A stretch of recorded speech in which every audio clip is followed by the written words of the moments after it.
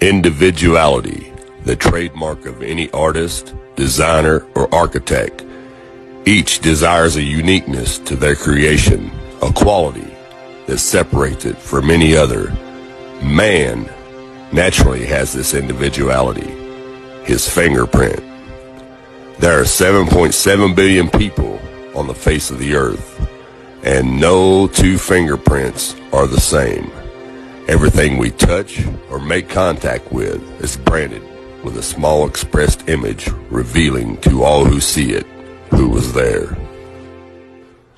Around 1200 AD, a man named Leonardo Pisano, better known as Fibonacci, who was a famous mathematician from the Republic of Pisa, considered to be the most talented mathematician of the Middle Ages, Bassam discovered a sequence of numbers that created a very interesting pattern. The sequence begins with the numbers 1, 1, 2, 3, 5, 8, 13, 21, 34, and continues indefinitely. Each number is obtained by adding the last two digits together. A rectangle with the length and width of any two of the numbers of this sequence forms what is known as the golden rectangle. A perfect rectangle. A golden rectangle can be broken down into squares, the size of the next Fibonacci numbers down and below. If we were to take a perfect or a golden rectangle, break it down into smaller squares based on Fibonacci's sequence, and divide each with an arc, the patterns begin to take shape. We begin to see Fibonacci's spiral. The spiral in and of itself is insignificant. Its importance is revealed in where we find it. Take, for example, the sunflower. The display of its florets are in perfect spirals of 55, 34, and 21, the sequence of Fibonacci. The fruitlets of the pineapple create the same spiral based on the sequence. The pine cone does the same.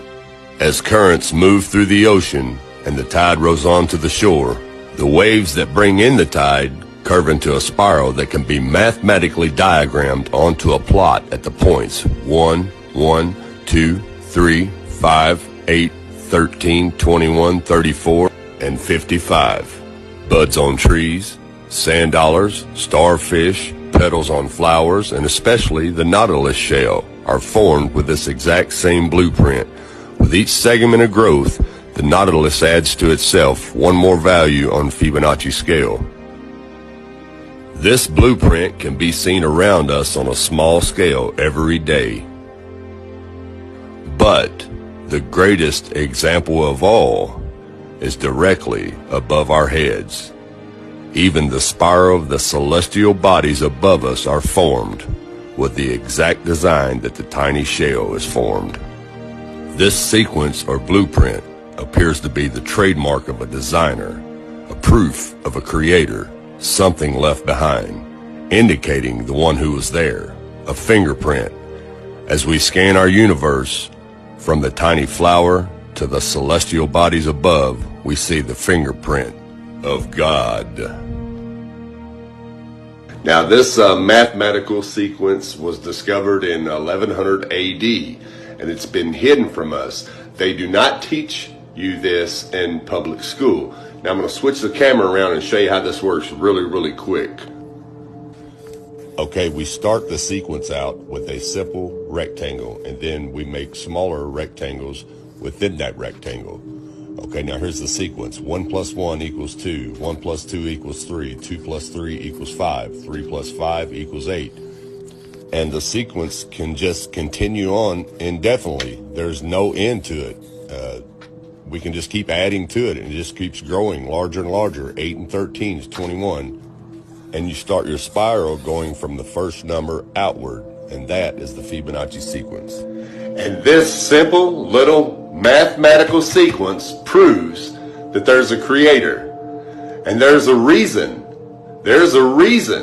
why the government would not allow this, well, actually not allow it. They won't fund this sequence to be taught in public schools, even though it was discovered almost 1,000 years ago. There's a reason why they will not fund this mathematical sequence to be taught in school. For one, it proves there's only one creator, one fingerprint, who created everything, because everything, every design created lines up with this sequence. And if they taught that in school, it would wake a lot of people up, and they'd be like, well, wait a minute.